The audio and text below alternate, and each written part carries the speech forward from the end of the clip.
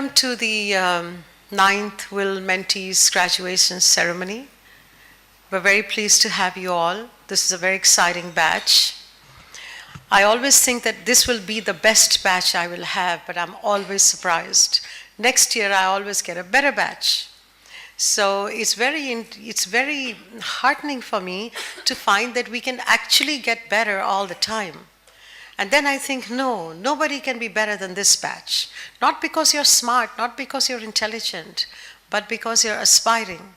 And then I think, okay, but I got a better batch. So, this is, I think, one of the things that I learn is that you can always get better. And you can always go beyond your expectations. So, one of the things is that during the Will Mentees program for 5 days, when you all come, the first thing that I do is that I keep watching you. I know that there are 50 of you, but it is possible to watch all of you one at a time. And I keep thinking, look at how they walk in. Look at how they sit down. Look at how they think about what they're going to learn. And then slowly you unfold one by one, and then I watch you unfolding. You come in a particular way, but you actually don't know what you brought to the table. So our job through this wonderful faculty that we have is by one, the faculty tries to bring out the best in you. That is at least what I tell the faculty. I tell the faculty, try to bring out the best in all of them. The topic is not important. The topic is only a tool. I always say you've actually learned everything. The problem is you don't bring it out. If you didn't learn anything, you actually wouldn't be in these jobs. And that is why I think in leadership, the issue is not about learning. This learning business, I don't know. You can learn a skill, you can learn some knowledge, you can learn some experience, but learning by itself is a very scholarly thing. You shouldn't use the term lightly, it's very scholarly. So each one of you come and then the faculty helps you find out what you already have. One by one, they take it out. That's why we have different topics. Sometimes we have a topic on governance, so just sort of fine-tune everything. And then I see how you meet at lunchtime, and then I break you up into groups, right? And then there becomes a problem, because all of you tend to begin and start bonding with your groups, which is very nice. It's in fact what we want. But at the same time, I notice how you begin to gravitate towards your groups. And then I see how the groups become such a company in itself. You become an entity, right? And then within the group, you try to find out what's the best resource. So I'm noticing how when each one of you did the group presentations during our mock presentation, you actually knew she brings this, she brings this, she brings this. You need to do that in your own company. Exactly what you did in the group. The problem is that the company is not giving you ownership. That's why you're not doing it for your company. If you can do it here, you can do it there too. But the company is not giving you custodianship. They're not giving you ownership, like your group becomes your own. And so then you try to bring out the best resources, and your presentation is excellent. But I always see how you bring each one resources out. And then I also see how sometimes at lunchtime, many of you, one at a time, bring out your challenges. Yes, one at a time. That you don't do in groups. That you bring out one at a time. So many of you, and I think it's very good that you do, because otherwise you'll always think that, it will remain latent inside you. And you won't actually come out. So it's good that you bring out these challenges one at a time. You'll catch me on the sofa, or you'll catch somewhere else.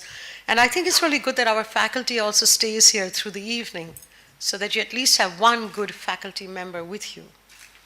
So that's what we do in the 5 days. I really don't think we try to teach you anything. Yes? We take what you have and then we try to unleash it. Does anybody here have a copy of my book? Does anybody bring? Janice? Okay, I just want to read a page out of that.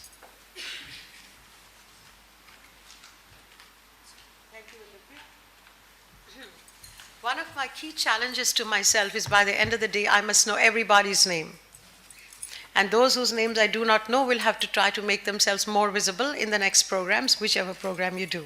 Clearly, if I don't know your name, you're not visible enough. So you will have to try just a little harder.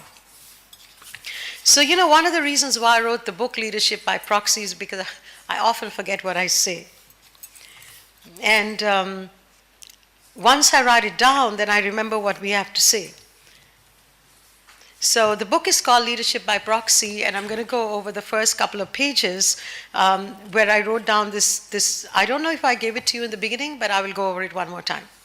And I only wrote this page at the end of the book, when I finished writing the book. I wrote it because everybody kept telling me, do you have a story? Who's your mentor? Who's your sponsor? Who's your coach?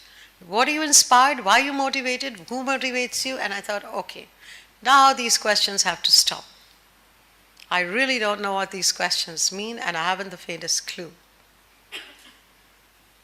So I decided that I will write 2 pages because, unfortunately, I really find that whenever people try to write stories about women, they're looking for a story. They're worried about the story. They're not worried about the leadership. They're worried about what happened to you rather than where you're going to go. It's all over the world. It's not in India alone. I see it all over the world. Everybody gives the story of your challenges. Can they please turn the equation and let's start talking about your potentials for where you're going to go? Those are the stories I'm looking for. This thing of martyrdom being, equated with leadership for women is a problem.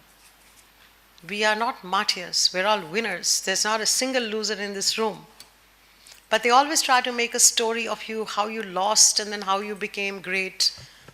And that is why I had to write this. I am the storm in the teacup. Do you have a story? That's my first line. Do you have a story? What motivated you to start the Will Forum? What is the trigger? What is the inspiration? Do you have any mentors or sponsors who helped you achieve this position? I have been asked this question so many times by so many people that I often wonder at the question itself. I'm still wondering at the question itself. I have no story to tell. I have no motivation, I have no mentors, and I have no inspiration. I'll just make this very short. But when a good job needs to be done, you have to get up and finish the job. Does that work? Isn't that enough of a reason? Okay. So you have to finish the job without any barriers, without any negatives, without any helping hands, without any proxy, without any stories.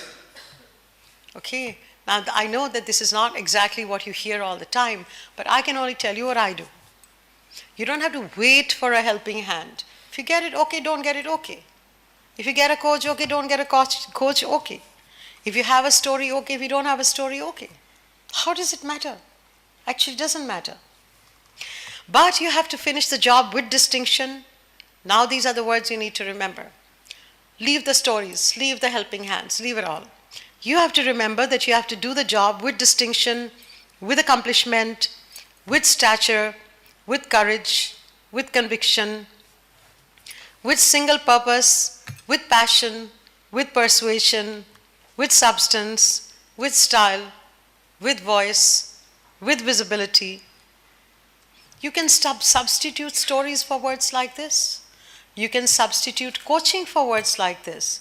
You can substitute helping hands with words like this. Leadership cannot be done by proxy. Leadership has to be real and authentic. The rest is called noise. You have to be your own inspiration. You have to be your own energy, or else it will not work. It won't work. 100% it won't work.